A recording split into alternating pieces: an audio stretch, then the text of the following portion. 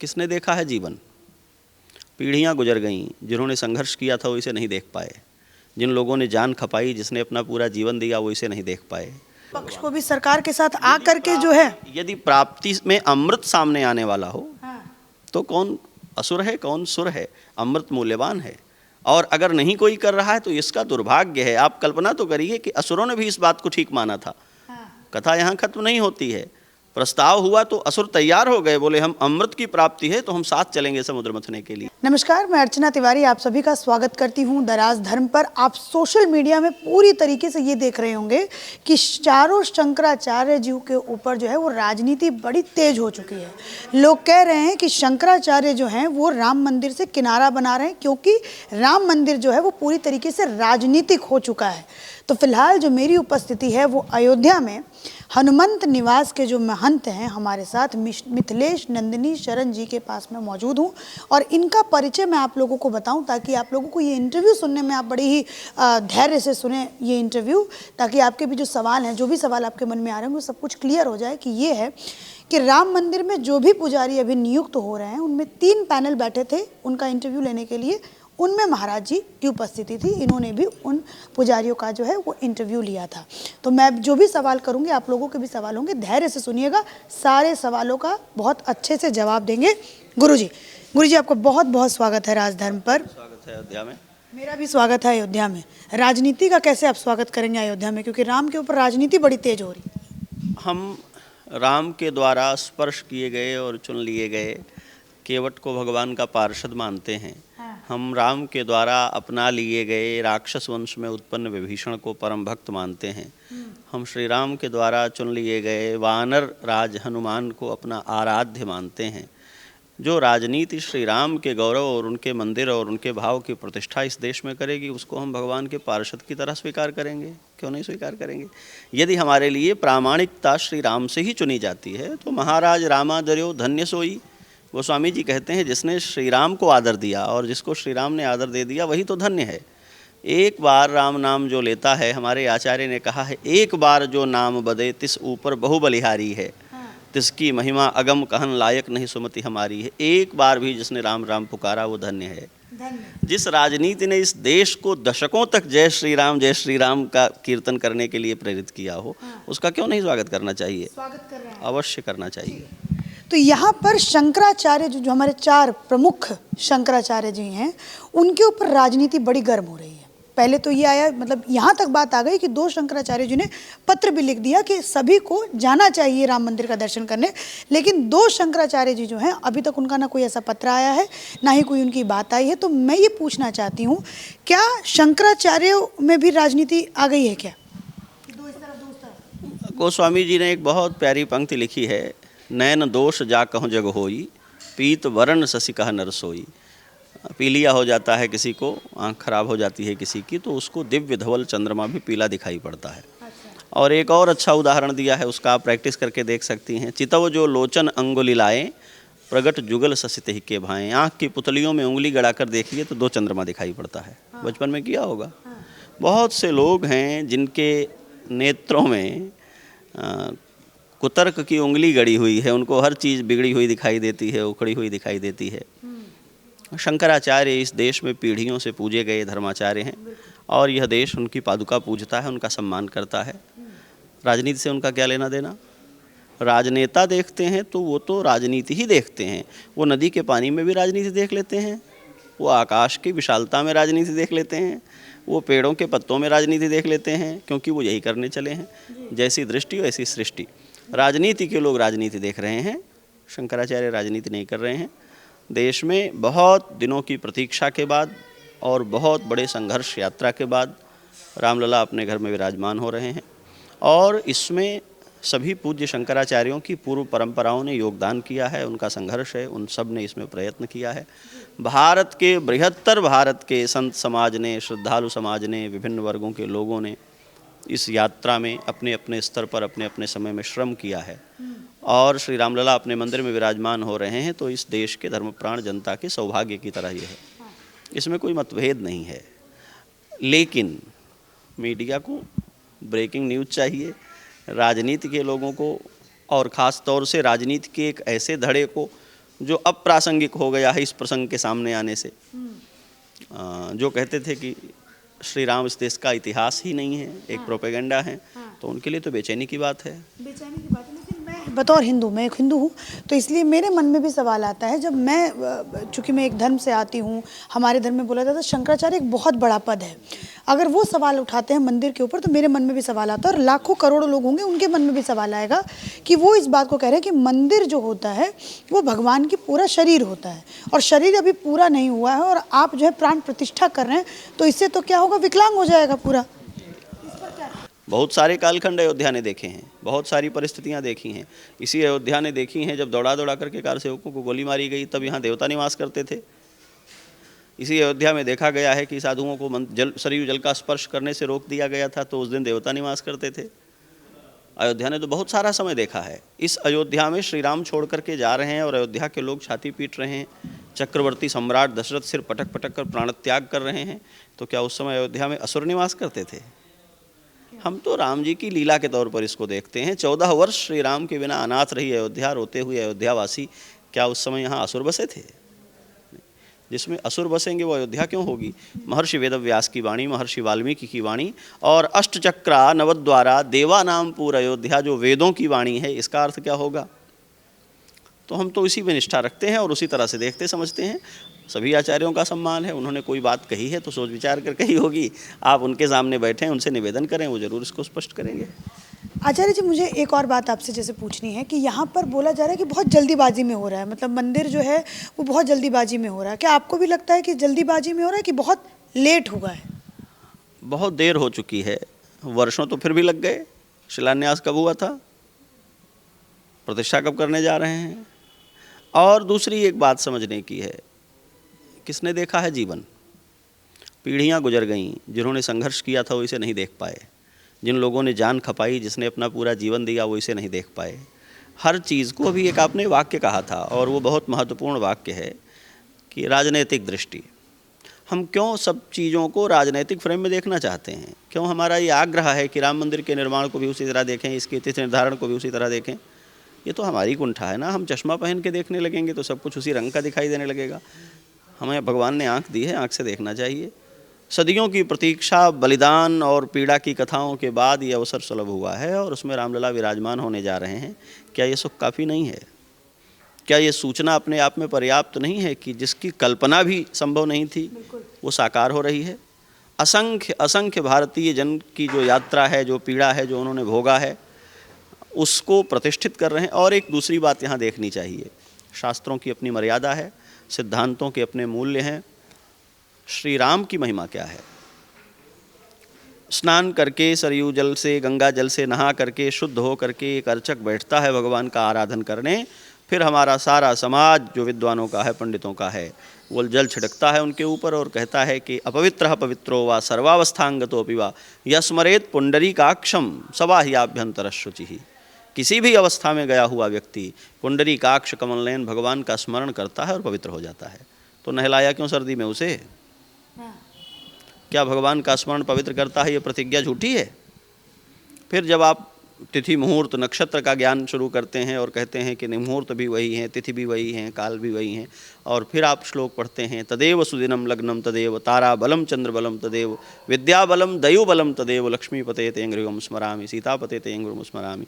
सारा मुहूर्त का बल, सारा नक्षत्र का बल, सारी पवित्रता, सारा पुण्य वही है। उसी पल को पवित्र पल मानेंगे जिसमें भगवान श्री सीताराम जी के चरण कमलों का स्मरण हो रहा हो। सारा देश राममय है, गीत गा रहा है। हम राम के आने पर स्वागत करेंगे, दीप जलाएंगे, बंधनवार बांधेंगे। सारी अयोध्या इस आनंद में निमग्न हो रही है, उल्लास पूरी दुनिया में छाया हुआ है। क्या इसको ये मंगल नहीं बनाता?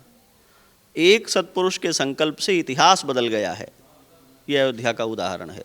वशिष्ठ जी महाराज के लिए कहा सो गोसाई जेहि विधि गति छे की, ब्रह्मा की पद्धति बदल दी गई है। जिन रामलला के विवाह में वशिष्ठ जी आकर के ज्योतिषी बनकर के खड़े हो गए हैं विवाह कराने के लिए जनकपुर में, कहाँ ही ज्योतिषी, यहाँ ही विधाता, स्वयं ब्रह्मा वहाँ ज्योतिषी बनकर आ गए। जहाँ शंकर और इंद्र आकर के जो है बाराती बनकर के खड़े हो गए हैं, उन श्री राम की अपनी जन्मभूमि में प्राण प्रतिष्ठा हो रही है। क्या मुहूर्त की तकनीक और क्या ये बातें इतनी बड़ी हैं कि श्री राम की गरिमा को छोटा कर देती हैं?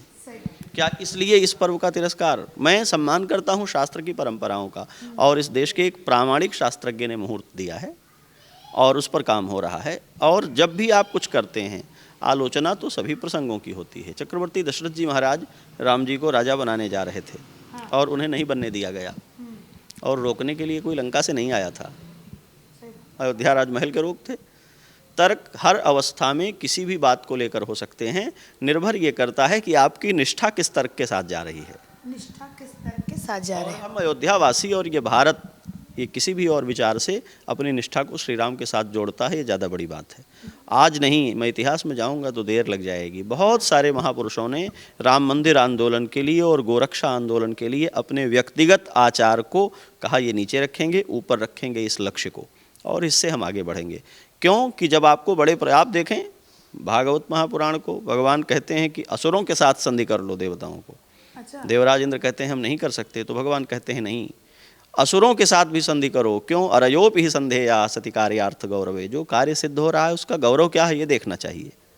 जब बड़े महान कार्य का आपको प्रयोजन हो और उसकी सिद्धि करनी हो, तो बहुत सारी बातें अपने आप छोटी पड़ जाती हैं, बड़ी बात वो हो जाती है जिसका प्रयोजन हो। मैं ये नहीं कह रहा हूँ कि यहाँ तिथि मुहूर्त और विधान का पालन नहीं हो रहा है।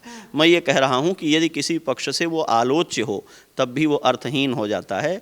श्री रामलला अपनी जन्मभूमि पर विराजमान हो रहे हैं, इस भारत देश को एक मुहूर्त मिल रहा है, एक तिथि मिल रही है। भगवान राम नवमी में प्रकट हुए हैं। उसके बाद वैभव आएगा, मतलब सुनना चाहिए। देश में वैभव तो श्री राम की कृपा से पहले से भी आ ही रहा है और सतत आएगा।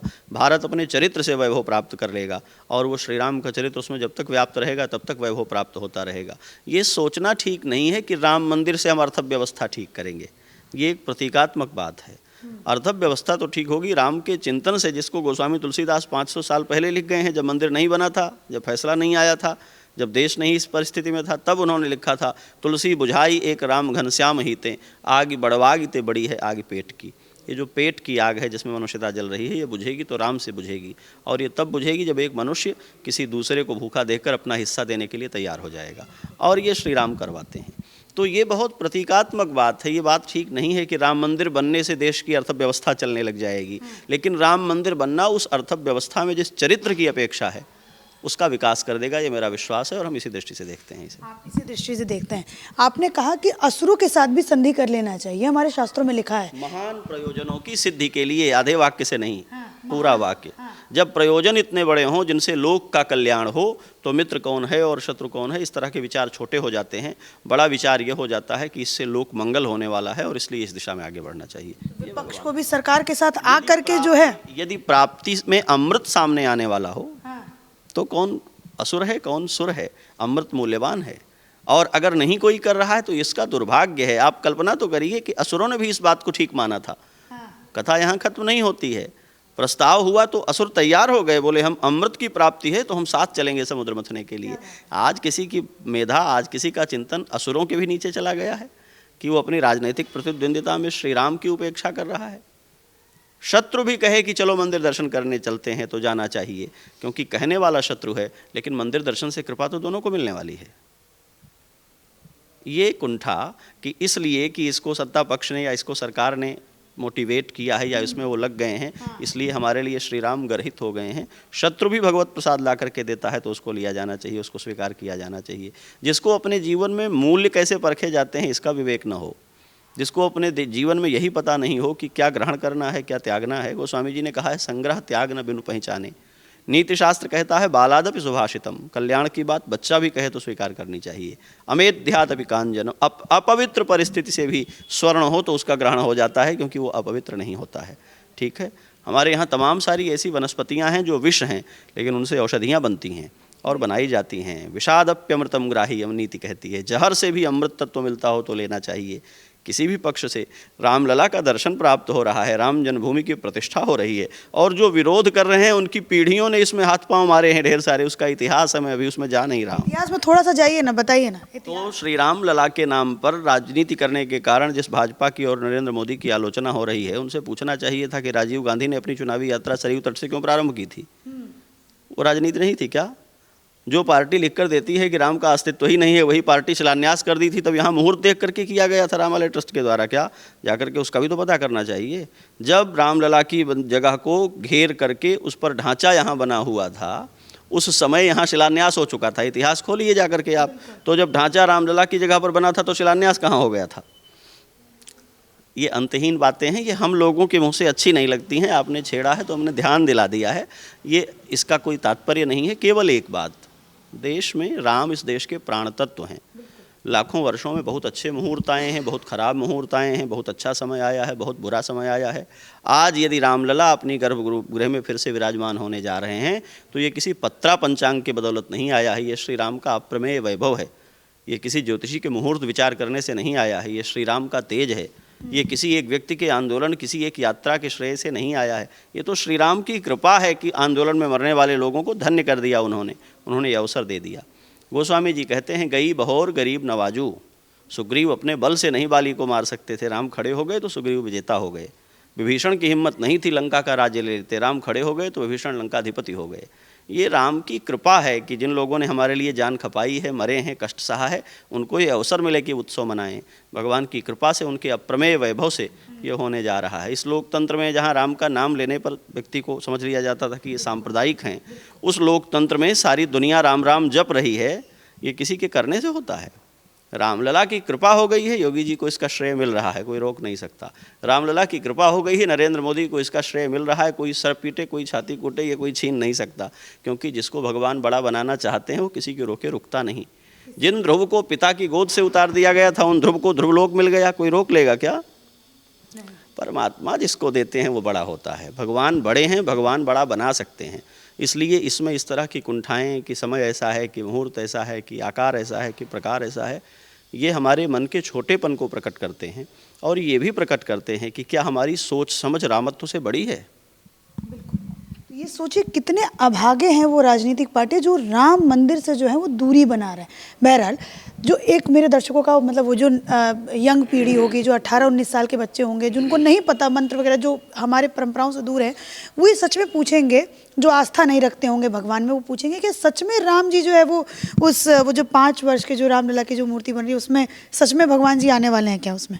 ये पूछेंगे। ये बहुत अच्छा प्रश्न है। तो एक तो मैं आपके माध्यम से उन बच्चों से, या जिनके लिए भी आप कह रही हैं, उनसे मैं अपील करूंगा कि थोड़ा पढ़िए लिखिए। मोबाइल और सोशल मीडिया के अलावा भी इस दुनिया में और जीवन में जानने के लिए बहुत कुछ है। तो उसके बाहर निकलिए और आप जानने का प्रयास करिए कि जिन्हें हम ईश्वर कहते हैं, उनके 5 रूपों का प्रतिपादन हुआ है। एक का नाम है पर, एक का नाम है विभव, एक का नाम है व्यूह, एक का नाम है अंतर्यामी और एक का नाम है अर्चा।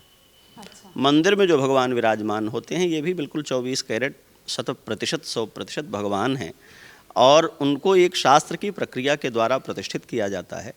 माँ के गर्भ में आए हुए बच्चे में जीवन, धरती में अंकुरित हुए एक छोटे से बीज में जीवन, पशुओं में, पक्षियों में, कीट पतंगों में जीवन, सरीसृपों में, उद्भिज में जीवन कौन डालता है? ये कौन तय करता है कि प्राण का तात्पर्य क्या है, निष्प्राणता का तात्पर्य क्या है? जब तक हम सूक्ष्म का और स्थूल का, जब तक हम चिन्मय का और भौतिक का अर्थ ही नहीं जानते, तब तक यदि हम ये जानना चाहते हैं कि सचमुच भगवान प्रतिष्ठित है, सचमुच का क्या अर्थ है? एक बच्चा जन्म लेता है और उसके माता पिता उसको नाम दे देते हैं। वो कभी पूछता है कि क्या मेरा सचमुच का नाम ये है? हम कल्पना करते हैं कि किसी का एक नाम है, ये उसके माता पिता ने उसको दिया है। उसने कभी पूछा है क्या कि सचमुच मैं यही हूँ? और यदि ये पूछ दिया जाए तो क्या कोई ताकत है दुनिया की जो ये प्रमाणित कर पाएगी कि जिसको मोहन कहा जा रहा है वो मोहन, और जिसको सोहन कहा जा रहा है वो सोहन सचमुच का है? कैसे प्रमाणित करेंगे? एक बच्चा पढ़ने जाता है स्कूल में, उसको बताया जाता है कि ये छोटा अ है, वो कह दे ये छोटा अ नहीं है। हम जिस आकृति को क कहते हैं वो छोटा अ हो, और जिसको छोटा अ कहते हैं वो क हो। तो कोई तर्कशील मुझे बताए कि क्या है? कोई तर्क है क्या? जिसको हम ए फॉर एप्पल पढ़ते हैं उसको ए ना कहें, बी कहें, और जिसको बी कहते हैं उसको ई कह दें, क्या दिक्कत है? और इसका परिणाम क्या होगा? वो बेचारे अनपढ़ रह जाएंगे। अल्फ़ाबेट तो जहाँ है वहीं रह जाएगा। जीवन केवल जानने से नहीं बना है, ये मानने से बना है। जानने की सारी यात्राएं मानने से चलती हैं। मैं ये नहीं कहता कि आंख बंद करके आप मानने लगें, मैं ये कहता हूँ कि जानना बिना माने घटित ही नहीं होता। जब आप 2 और 2 जोड़कर 4 बनाते हैं और आप समझते हैं कि आपका ज्ञान है, तो आपका ये ज्ञान नहीं है। पहले आप 2 को 2 मानते हैं, तब जाकर 2 और 2 जोड़कर 4 होता है। जब आप 1 और 1 2 जोड़ते हैं और कहते हैं ये आपका ज्ञान है, तो ये आपका ज्ञान नहीं है, ये आपकी मान्यता है, क्योंकि आपने पहले किसी को 1 माना है, किसी को फिर 1 माना है, तभी जुड़कर 2 हुआ है। जिसको आपने 1 माना था उसको 1 न मानिए, तो 1 1 2 नहीं हो सकते। जिसको आपने 2 माना है उसको 2 न मानिए, तो 2 और 2 4 नहीं हो सकते। जब हम भगवान की प्रतिष्ठा करने चलते हैं तो हमें ये मानना पड़ता है कि ये जो शास्त्रों के वाक्य हैं ये प्रमाण हैं। अच्छा। जन्म लेने वाले बच्चे को उसकी माँ कहती है कि ये तुम्हारे पिता हैं, कोई डीएनए टेस्ट कराता है? मान लेता है ना। क्यों? क्योंकि आप तब प्रमाण होते हैं। 4 प्रकार के प्रमाण हमारे यहाँ कहे गए हैं, उनमें से एक प्रमाण है। दूर कहीं किलोमीटरों दूर धुआं उठता है आसमान में, आप समझते हैं कि आग लगी है, आपको लपट भी दिखाई नहीं पड़ी, आपको आँच भी नहीं लगी, आपने आग क्यों माना? क्योंकि एक सिद्धांत है, जहाँ जहाँ धुआं होता है वहाँ वहाँ आग होती है, और इस सिद्धांत ने आपके भीतर एक अनुमान की प्रक्रिया को जन्म दिया है, और आप अनुमान कर लेते हैं। ये अनुमान प्रमाण है, तो ये प्रमाण है कि नहीं है? जैसे प्रमाण है ऐसे ही शब्द प्रमाण होते हैं। अच्छा। आप्त पुरुष जो होते हैं, भ्रम से, लिप्सा से और प्रमाद से, 3 दोषों से रहित जो हमारे आचार्य हैं, वे जो कहते हैं वो प्रमाण होता है। जैसे माँ कहती है तो प्रमाण होता है, जैसे पिता कहता है तो प्रमाण होता है।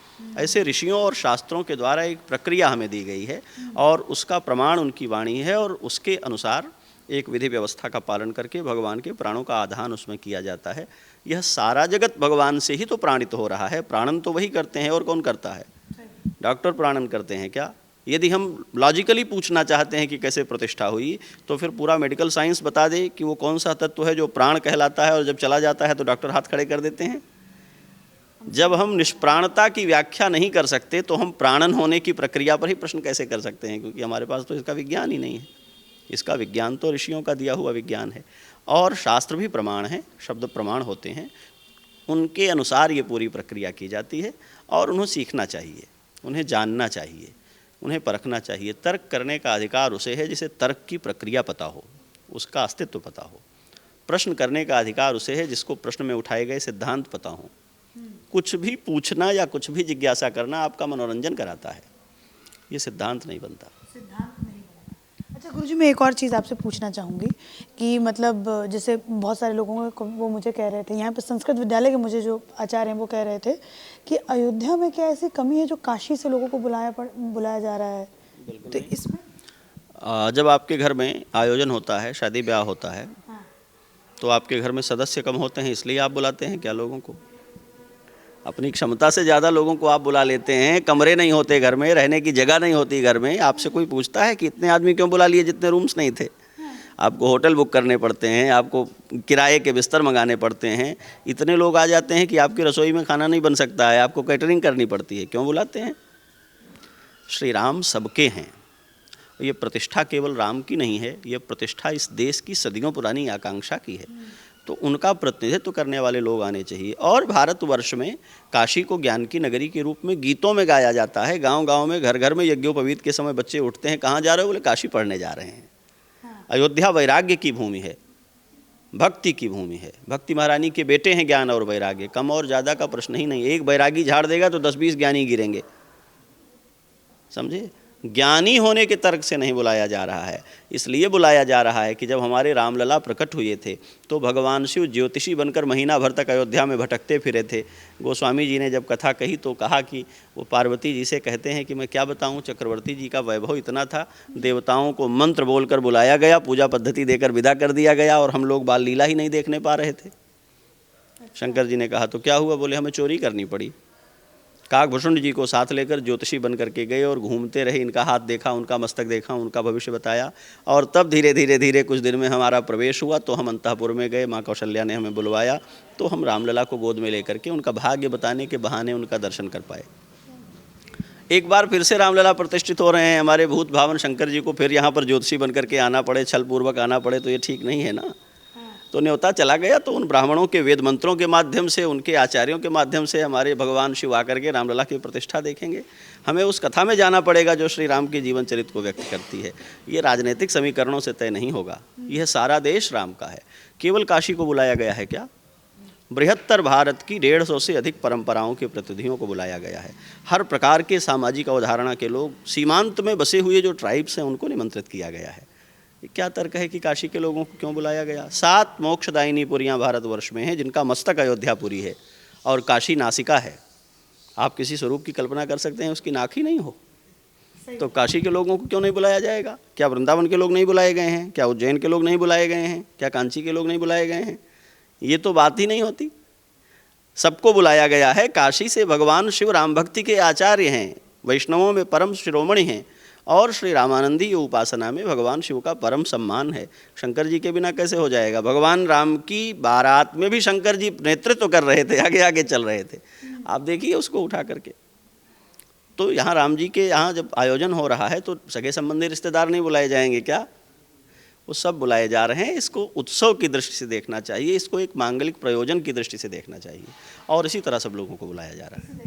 सब लोगों को बुलाया जाएगा। सारे सवालों का जितने भी आप लोगों ने मुझे लिख के भेजे थे, मैंने सारे सवाल के जो जवाब है मैंने महाराज जी से ले लिया है, और आशा करूंगी कि आप सभी को जो है वो सारे सवालों का जवाब मिल चुका हो। इसी के साथ धन्यवाद। आशा करूंगी कि आप सभी को ये वीडियो काफ़ी पसंद आया।